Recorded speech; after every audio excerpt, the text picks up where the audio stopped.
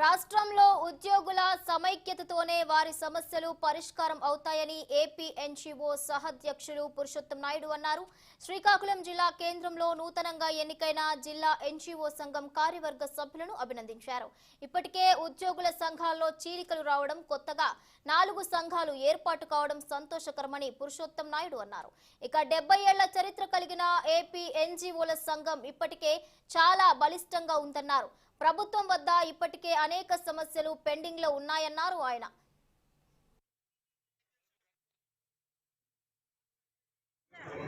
డిసెంబర్లో కాల పరిమితి డిసెంబర్తో గత 3 సంవత్సరాల పదవీ కాలం ముగిసింది కాబట్టి కొత్త ఎలక్షన్స్ కి ఎలక్షన్ అధికారిగా విజయనగరం అధ్యక్షులు మురళి గారు, అసిస్టెంట్ ఎలక్షన్ ఆఫీసర్గా సురేష్ గారు, సెక్రటరీ గారు, అబ్జర్వర్ గా డివి రమణన్ రాష్ట్ర ఉపాధ్యక్షులు నియమించారు. దాని ప్రకారం ఎలక్షన్ అధికారి గారు షెడ్యూల్ రిలీజ్ చేశారు. ఆ షెడ్యూల్ ప్రకారం 13వ తారీఖున నామినేషన్స్, 20వ తారీఖున ఎలక్షన్స్.